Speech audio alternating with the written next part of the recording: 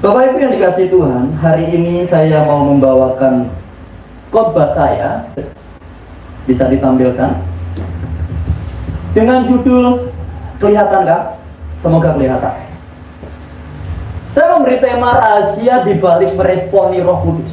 Bapak Ibu Saudara, saya percaya bahwa di dalam diri kita ada Roh Kudus. Amin. Amin. Tapi waktu engkau dan saya percaya bahwa Roh Kudus itu ada, apa responmu? Apa engkau cuma, ya Roh Kudus itu tinggal di dalamku, Roh Kudus itu ada di dalam aku, dan engkau tidak meresponi semuanya itu? Mengerti nggak apa yang Roh Kudus itu mau beri samamu? Mengerti nggak apa yang Roh Kudus itu mau kerjakan dalam hidupmu? Engkau paham nggak untuk apa Roh Kudus itu hadir di dalam diri kita? Nah, ini kita perlu belajar sama-sama. Amin Bapak Ibu. Saya berdoa kita hari ini dibukakan satu rahasia ilahi yang akan benar-benar mengubah hidup kita. Saya berdoa bahwa firman hari ini bukan sekedar Bapak Ibu mendengar, namun saya berdoa roh dan jiwa Bapak Ibu dibangunkan, dibangkitkan untuk menjadi pelaku firman, dan hidup saudara benar-benar menggenapi firman Tuhan. Amin. Mari kita belajar sama-sama yuk. Kita buka Alkitab kita dari Roma 8 ayat 15, itu bilang demikian. Sebab kamu tidak menerima roh perbudakan yang membuat kamu menjadi takut lagi, tetapi kamu menerima roh yang menjadikan kamu anak Allah. Oleh roh itu kita berseru, ya Aba, ya Bapa. Lanjut. Wahyu 19 ayat 7-8 bilang begini. Marilah kita bersukacita dan bersorak-sorai dan memuliakan Dia, karena hari perkawinan anak domba telah tiba, dan pengantinnya telah siap sedia, dan kepadanya dikaruniakan supaya memakai kain lenan halus yang berkilau-kilauan dan yang putih bersih. Lenan halus itu adalah perbuatan-perbuatan yang benar dari orang-orang kudus. Bapak Ibu Saudara, saya mau berkata demikian dari ayat yang kita baca. Saya mau bilang ini, Roh Kudus hadir untuk mengubah identitas kita. Amin. Identitas seorang hamba menjadi seorang anak. Namun di sisi lain dia mempersiapkan kita untuk menjadi mempelainya. Wah, Bapak Ibu, hidup kita harusnya berubah. Engkau dan saya bukan hamba saja, tapi engkau dan saya, saudara dan saya juga punya identitas sebagai anak. Namun di sisi lain kita juga sedang dipersiapkan menjadi mempelai Kristus. Namun yang saat ini sedang mau saya bahas, ini sedang tentang anak dulu. Karena kalau saya bahas dua-duanya, waktu kita nggak selesai, nggak cukup. Saya nggak mau Bapak Ibu terlalu lama mendengar saya, namun semuanya sia-sia. Saya ingin kita cepat, singkat, namun semua bisa diterima dengan baik dan kita bisa menjadi pelaku firman dengan benar. Amin. Bapak Ibu, saya mau berkata bahwa kita ini sedang diangkat Tuhan dari seorang hamba yang tadinya kita adalah hamba dosa, kita diangkat, kita dijadikan anak-anak Allah. Amin Bapak Ibu. Yang percaya katakan amin. Amin. Kejadian 13 ayat 3 dan 4, ini kisah Abraham waktu dia menerima janji tentang anak. Abraham sedang berputus asa bahwa Tuhan punya begitu banyak janji dalam hidupnya, namun satu hal yang dia nggak punya, keturunan. Sehingga dia berpikir begini, Tuhan buat apa? Apa yang engkau mau beri lagi kepadaku? Apa-apa? Nanti yang mewarisinya bukan anakku, tapi Eliezer itu loh, hambaku. Kemudian ini firman Tuhan ini. Lagi kata Abraham, engkau tidak memberikan kepadaku apa? Keturunan, sehingga seorang hambaku nanti menjadi ahli warisku. Tetapi, nah ini yang perlu kita ngerti Bapak Ibu. Ini firman Tuhan. Tetapi datanglah firman Tuhan kepadanya demikian. Orang ini, hamba itu, tidak akan menjadi ahli warismu, melainkan anak kandungmu, dialah yang akan menjadi ahli warismu. Bapak Ibu Saudara, waktu posisi kita menjadi seorang hamba, kita itu nggak punya hak untuk mewarisi segala sesuatu yang ada. Yang punya hak adalah seorang anak. Itu kenapa Roh Kudus diberikan kepada kita, supaya Bapak Ibu dan Saudara gak sia-sia hidup di dunia, hanya menderita di dunia.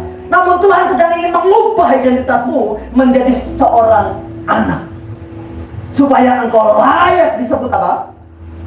Ahli waris. Wah, keren Bapak Ibu. Roma 8 ayat 17 bilang demikian. Jika kita adalah anak, katakan aku anak, maka kita juga adalah ahli waris. Maksudnya orang-orang yang berhak menerima janji-janji Allah, kita itu berhak terima janji Allah. Amin. Karena kita anak, bukan hamba, yang akan menerimanya bersama-sama dengan Kristus, yaitu jika kita menderita bersama dengan Dia, supaya kita juga dipermuliakan bersama-sama dengan Dia.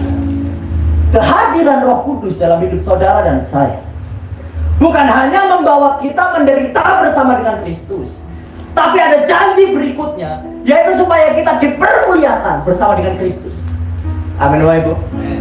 Saya berdoa bahwa kita semua di tempat ini akan menerima kemuliaan bersama dengan Tuhan. Bapak Ibu dan Saudara, saya sedang belajar sesuatu akhir-akhir ini.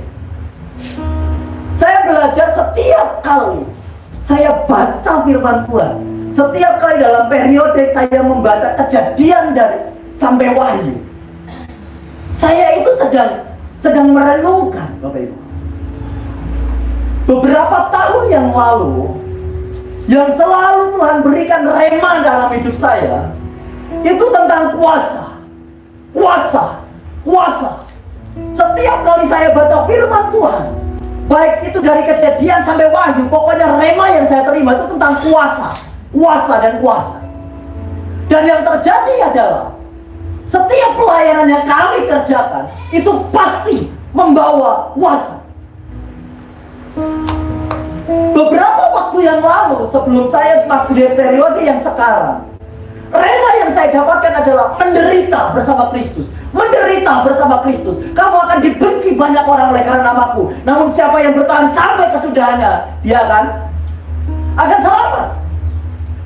Rema itu selalu rema itu waktu saya baca kisahnya Abraham, penderitaannya Abraham yang saya terima. Bagaimana Abraham diminta untuk mengorbankan anaknya, itu menderita. Waktu saya baca kisahnya nabi siapa yang saya terima tentang penderitaannya bersama Tuhan. Dan betul, dalam kehidupan yang saya alami, seperti rema yang saya terima, mengalami penderitaan bersama dengan Kristus. Setiap kali yang kita kerjakan, rintangannya selalu besar, tantangannya selalu besar. Bahkan seringkali itu tantangannya adalah nyawa kita sendiri. Itu setiap kali kita membaca waktu yang saya terima itu tentang penderitaan, maka yang terjadi dalam hidup saya itu seperti itu. Bapak Ibu mungkin mengalami hal yang sama dengan saya.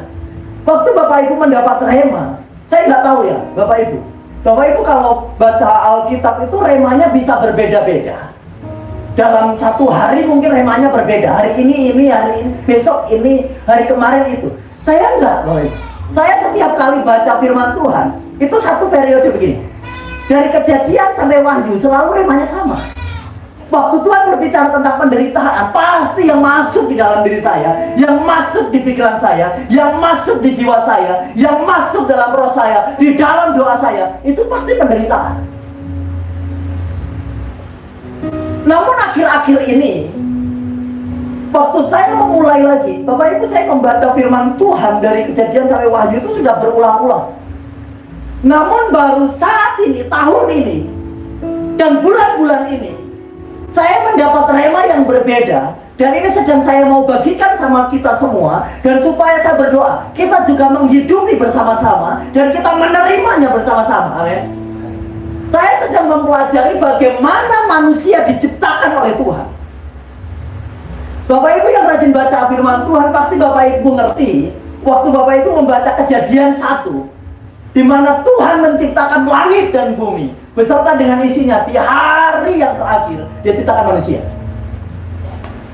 Waktu Tuhan ciptakan manusia, Tuhan mengatakan manusia diciptakan dari debu dan tanah.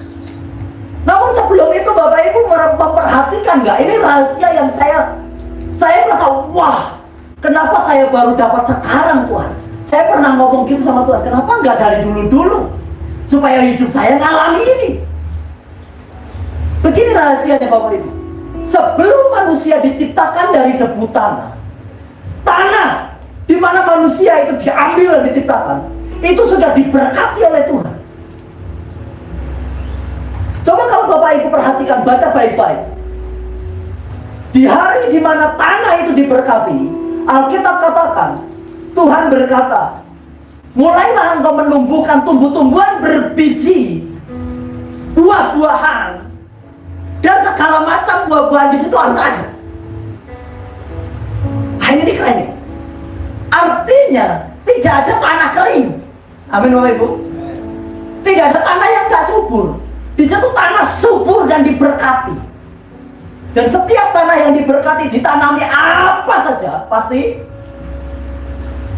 mendatangkan hasil.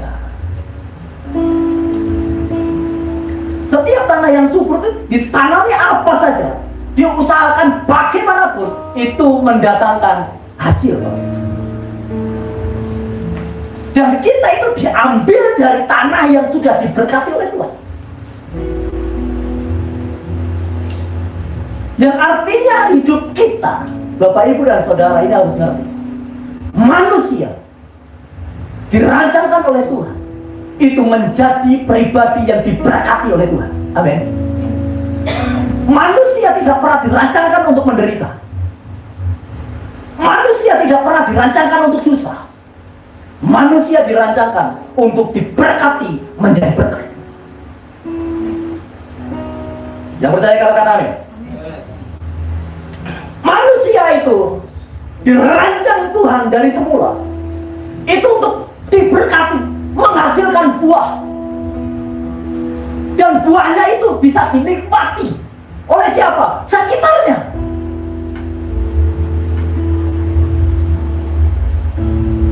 Saya waktu dapat ini saya bilang, wah keren ini. Namun kenapa sekarang pertanyaannya adalah, kenapa manusia jadi menderita? Kenapa manusia harus bersusah payah? Kenapa manusia sudah bekerja, sudah mati-matian dari uang, tetap miskin? Nah, ini pertanyaannya. Saya waktu baca, saya tanya sama Tuhan, ya hal begini kok saya baru tahu. Lalu kenapa saya udah capek-capek bekerja, cari uang, tetap aja uangnya habis terus? Tuhan berkata, waktu manusia membiarkan ada suara-suara yang membuat dia merasa dirinya tidak sempurna, dirinya tidak diberkati, dirinya kekurangan, dirinya lemah, maka manusia itu akhirnya berpikir bahwa dirinya tidak punya apa-apa dan tidak sempurna, tidak baik di hadapan Tuhan. Maka dia akan mengupayakan sedemikian rupa supaya hidupnya jauh lebih baik. Sedangkan Alkitab katakan manusia diciptakan segambar dan serupa dengan Allah. Iblis datang, iblis berkata, hai Hawa, bukankah semua yang ada di taman ini boleh kau makan? Hawa berkata, tidak. Semua boleh, tapi pohon di tengah-tengah itu, pohon buah pengetahuan yang baik dan yang jahat, tidak boleh aku makan. Sebab jika sekali aku makan, maka aku akan mati. Setan bilang tidak. Nah ini perkataan setan yang melemahkan manusia. Tidak. Sekali-kali engkau tidak akan mati. Bahkan saat engkau memakan buah itu, engkau akan menjadi seperti Allah. Manusia mulai berpikir, Hawa mulai berpikir, wah, berarti hidupku belum sempurna. Berarti hidupku masih penuh kekurangan. Aku belum berkelimpahan. Aku belum diberkati. Aku harus makan buah itu supaya hidupku menjadi seperti Allah. Manusia sedang membiarkan perkataan-perkataan yang melemahkan hidupnya, yang merusak identitasnya, merusak gambar dirinya, sehingga hidupnya pun ikut rusak.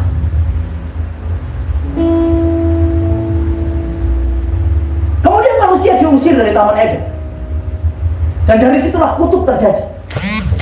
Terkutuklah tanah di mana engkau. Setiap tanah di mana manusia berada waktu itu, karena dosa manusia, tanah itu menjadi terkutuk. Bukan lagi menjadi tanah yang diberkati. Kenapa? Dosa. Oleh sebab itu Tuhan menghadirkan Nuh. Alkitab katakan dia adalah anak penghiburan. Dihapuskan semua dosa, dihapuskan semua kutuk. Tuhan tidak akan murka lagi seperti pada waktu masa air bah. Itu penghiburan. Tuhan memberkati air, memberkati Nuh. Tuhan memberkati semuanya, sehingga Alkitab katakan Nuh menjadi petani anggur yang berhasil. Amin, Bapak Ibu. Saya mau cepat. Demikian juga waktu berkembangnya zaman, berkembangnya waktu, manusia bukan semakin baik, namun juga semakin rusak. Maka diperlukan adanya Yesus datang. Amin. Kehadiran Yesus supaya kutuk itu diselesaikan, supaya dosa itu diselesaikan. Upah dosa adalah maut. Upah dosa adalah kutuk. Semua diselesaikan sama Yesus. Waktu Yesus berkata di atas kayu salib, semua selesai, maka kita harusnya kembali kepada tujuan yang semula. Kita kembali kepada Adam yang awal mula diciptakan. Kita diciptakan dari tanah yang diberkati. Maka kita harusnya hidup di dalam berkat. Amin. Hidup di dalam berkat. Maka seharusnya Alkitab sering kali mengatakan, setiap orang yang diurapi oleh Tuhan, firman Tuhan katakan, apa saja yang kau pegang dengan tanganmu akan menjadi berhasil. Mungkin pekerjaan yang Bapak Ibu kerjakan hari ini hasilnya nggak gede, tapi waktu engkau berjalan dalam pengurapan, engkau berjalan dalam penyertaan Roh Kudus, apapun yang kau pegang itu akan menjadi berhasil. Yang tadinya nggak gede, engkau akan diberkati Tuhan sampai semuanya itu menjadi besar. Mungkin hasilmu sekarang ini sehari masih 3.000, 5.000, 10.000, 50.000. Tapi waktu engkau mengerjakan dengan tekun dan engkau bersama-sama dengan penyertaan Roh Kudus, maka hasilnya itu akan semakin hari semakin bertambah dan bertambah. Karena engkau adalah pribadi yang diberkati oleh Tuhan. Amin. Wah, ini rahasia luar biasa. Haleluya.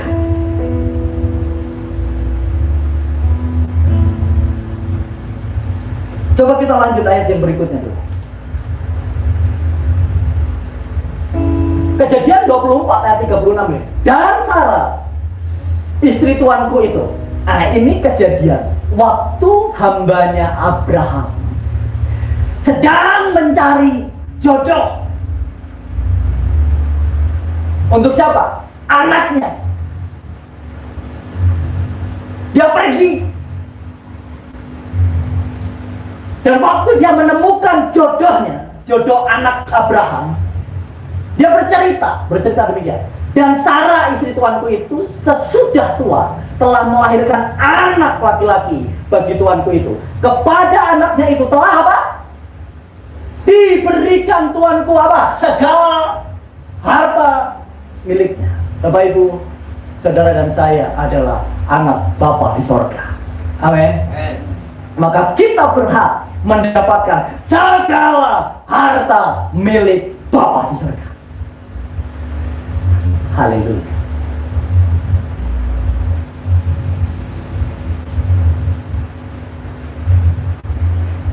Saya bilang begini sama Tuhan, Tuhan, Kenapa? Kenapa sampai harus punya hutang dulu? Kenapa harus sampai merasa kurang dulu? Baru Tuhan singkapkan rahasia ini. Tuhan berkata dengan dia, tidak ada yang terlambat bagiku. Amin Bapak Ibu. Semua aku izinkan supaya ada kesaksian yang besar yang bisa engkau bagikan, bahwa aku sanggup mengubah hidupmu dari keterpurukan sampai engkau ada di titik tertinggi bersama-sama dengan Tuhan.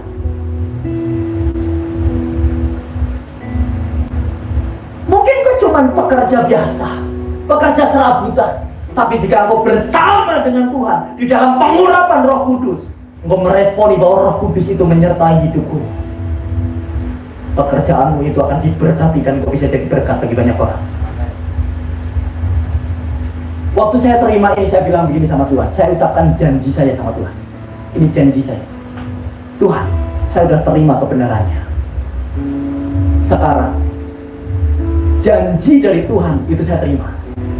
Sekarang gantian, janji dari saya, Tuhan terima.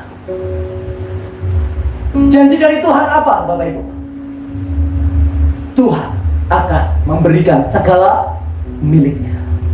Janji dari saya bilang, setiap kali saya terima berkat Tuhan, saya akan ambil 1/10 untuk memberi makan janda-janda, untuk memberi makan fakir miskin, untuk memberi makan anak-anak yatim. Saya akan ambil itu, saya kembalikan bagian Tuhan.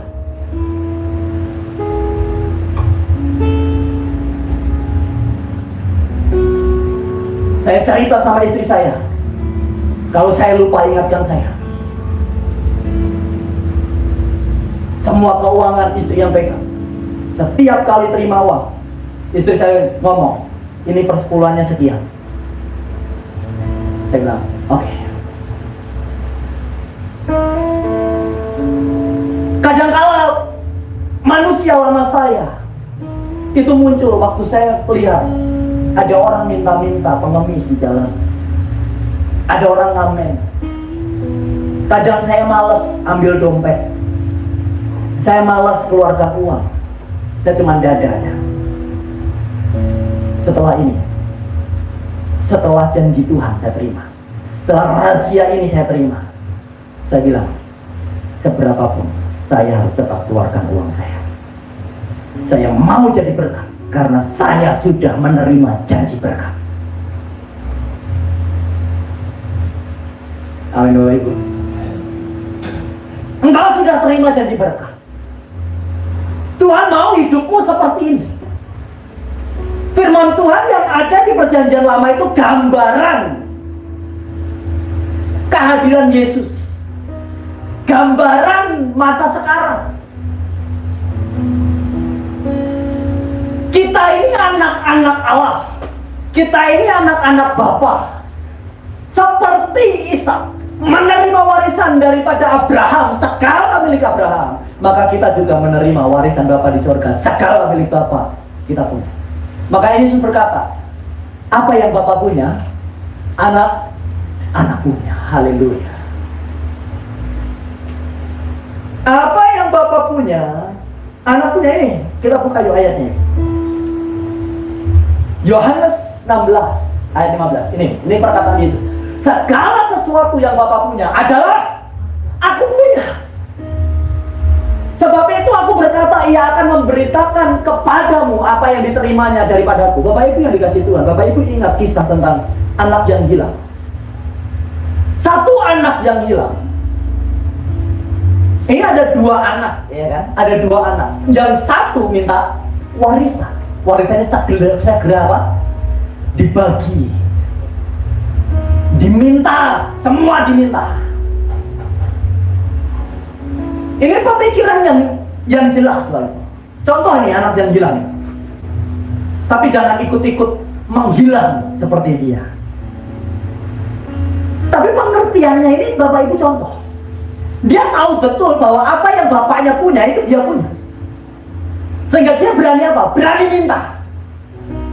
Dia bilang, Bapak, Aku butuh harta, aku butuh uang. Berikan bagianku kepadaku. Bapaknya nolak nggak? Enggak. Bapaknya kasih. Kemudian setelah dikasih, anak itu pergi foya-foya, habiskan semua harta yang dimiliki.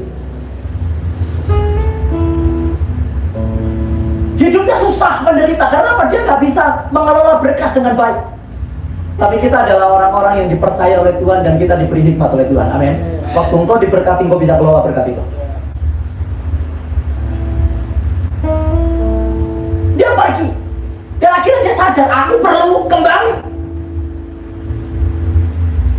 Gak apa-apa lah, aku gak bisa memiliki apa yang bapakku punya. Aku gak dianggap anak lagi, gak apa-apa. Aku dianggap hamba juga, gak apa-apa. Tapi dia tahu, kalau dia kembali ke bapaknya, dia gak akan menderita. Karena dia ngerti, apa yang bapaknya punya, dia berhak untuk menikmatinya. Dia ngerti, dia paham. Dia pulang. Waktu dia pulang, apa yang terjadi? Bapaknya dari jauh sudah menyambut dia. Bapaknya lari, peluk sama dia, dikasih jubah terindah. Wah, dikasih semua yang berharga. Ini yang terakhir, dibuat apa buat dia? Pesta. Wah, haleluya. Ada pesta besar. Kemudian anaknya yang satu yang tinggal bersama dengan bapaknya datang. Dia bilang apa lagi? Sudah sekian lama aku kerja bersama dengan engkau, tapi engkau tidak pernah memberikan kepadaku seekor lembu, seekor domba pun. Untuk apa? Pesta bersama dengan teman-temanku. Bapaknya bilang apa? Anakku, bukankah semua yang aku punya punyamu juga? Seringkali kita nggak sadar Bapak Ibu, bahwa kehadiran Yesus itu sebenarnya ingin mengembalikan kita sebagaimana rancangan Tuhan yang semula. Kita itu seringkali pasrah begini, ya udahlah, yang penting aku sudah diselamatkan. Hidupku begini aja udah cukup. Puji Tuhan loh, aku sudah bisa seperti ini. Puji Tuhan loh, aku nggak seperti orang di luar sana. Aku nggak ngemis-ngemis. Puji Tuhan loh, aku nggak sampai kelaparan. Bapak Ibu, Tuhan nggak selesai sampai di situ. Amin Bapak Ibu. Tuhan nggak selesai sampai di situ. Tuhan nggak selesai sampai menyelamatkan hidupmu. Tuhan nggak selesai sampai menebus hidupmu dari dosa. Namun Tuhan juga ingin memberikan apa yang Dia punya kepada diri kita. Amin. Kepada diri kita. Ini yang perlu kita tahu. Maka Yesus berkata, mintalah maka akan diberikan kepadamu. Bapak Ibu, kita boleh minta. Boleh. Minta sama minta-minta itu beda. Ya kan?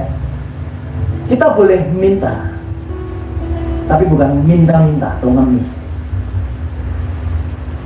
Kita minta karena kita tahu bahwa apa yang Bapak punya itu kita punya. Saya baca firman Tuhan. Satu ketika saya temukan ayat berkata, semua yang ada di bumi ini, waktu Tuhan menyebut namanya, semua berdatangan. Wah, saya bilang, Tuhan, sebenarnya kalau Tuhan ingin memberkati hidupku, tanpa aku harus bersusah payah, Tuhan tinggal bicara, berkat datang kepadamu, maka berkat itu akan datang. Waktu Bapak Ibu baca kisah-kisah di Perjanjian Lama, Bapak Ibu akan menemukan ada satu ayat yang berkata, aku akan memerintahkan berkat datang kepadamu. Amin Bapak Ibu. Sehingga waktu Bapak Ibu sampai di Amsal, maka Bapak Ibu akan menemukan ada kata-kata demikian. Susah payahmu tidak menjadikan kaya, tapi yang menjadikan kaya itu apa? Berkat Tuhan. Saya bilang sama Tuhan, Ya ampun, selama ini saya sedang ditipu oleh dunia. Kalau saya mau berkecukupan, berarti saya harus mati-matian bekerja. Dan waktu saya mati-matian bekerja, saya lupa membangun hubungan dengan Tuhan. Waktunya bangun hubungan dengan Tuhan pasti akan berkurang. Betul Bapak Ibu? Tapi ternyata yang Tuhan mau itu gini, engkau bekerja seperlunya dan engkau menghadap Tuhan pada waktunya.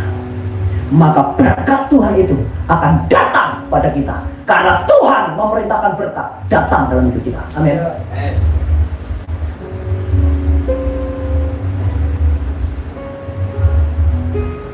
Bapak Ibu, ada orang yang susah payah bekerja, tapi berujung tidak bisa menikmati kekayaannya. Sehingga setiap apapun itu bisa habis karena sakit lah, karena inilah, karena itulah. Tapi jika berkat Tuhan itu yang datang dalam hidup kita, maka berkat itu bisa kita nikmati. Kita akan menikmati, amin, seumur hidup kita. Bahkan lebih daripada itu, kita bisa mewariskannya.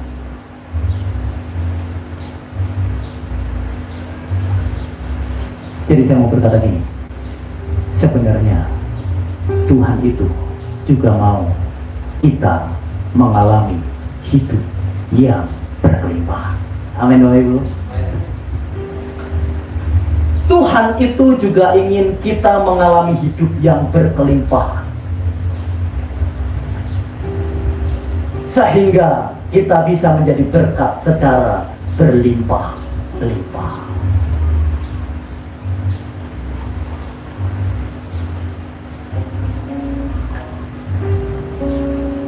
Ini ayat terakhir Pak Ibu.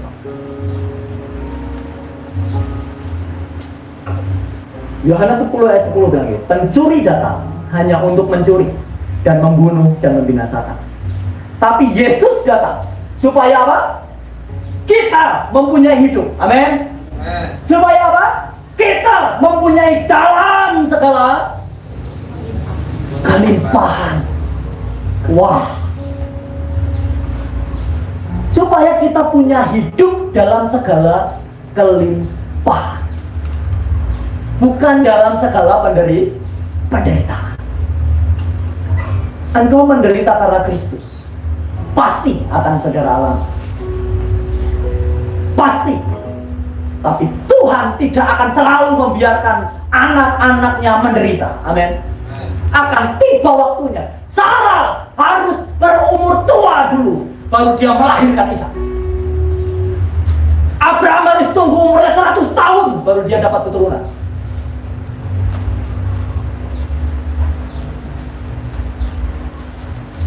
Tetapi itu bukan berarti keterlambatan. Amin. Semua akan datang tepat pada waktu. Hari-hari ini mungkin kau sedang berjuang. Aduh Tuhan, penghasilanku sebulan cuma sekian ratus. Belajar bersyukur. Tuhan, terima kasih. Terima kasih buat sekian ratus ini. Aku bersyukur Tuhan. Aku ambil dan aku kembalikan bagian Tuhan. Sebab aku percaya bulan depan aku diberkati lebih banyak lagi. Tahun depan aku diberkati lebih banyak lagi. Dan aku akan terus mengembalikan bagiannya Tuhan. Dan aku akan terus mengingat orang-orang di sekitarku, supaya hidupku menjadi berkah. Amin Bapak Ibu. Engkau diciptakan dari tanah yang diberkati, supaya tanah itu menghasilkan buah, dan buah itu bisa dinikmati segala yang ada di bumi. Berkat yang kita miliki, berkat yang kita terima, itu harus juga dinikmati oleh banyak orang di sekitar kita. Amin. Tuhan akan terus menaruh orang-orang miskin di sekitar kita, supaya kita bisa memberkatinya, supaya kita bisa jadi berkat atasnya, supaya nama Tuhan dipermuliakan lewat berkat yang kita bagikan. Satu ketika, waktu ada seorang perempuan yang datang kepada Yesus, sedang mengurapi kaki Yesus. Ada murid Yesus yang berkata, untuk apa pemborosan ini? Bukankah lebih baik minyak itu dijual dan uangnya diberi untuk orang-orang miskin? Yesus berkata, orang-orang miskin akan selalu ada bersamamu. Kenapa? Supaya engkau dan saya bisa terus jadi berkat. Sebab engkau dan saya bukan dirancangkan jadi miskin, tapi jadi berkat bagi orang-orang miskin. Amin. Jadi berkat bagi orang-orang miskin. Jika ada orang-orang di sekitarmu yang membutuhkan pertolonganmu, yang membutuhkan uangmu, yang membutuhkan berkatmu, jangan tahan, berikan.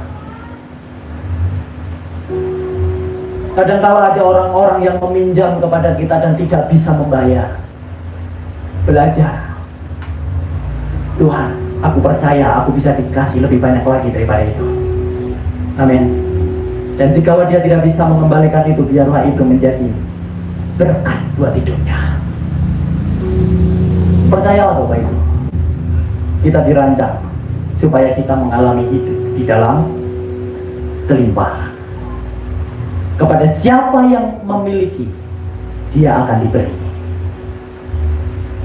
Waktu engkau memiliki rahasia ini, maka engkau akan diberi.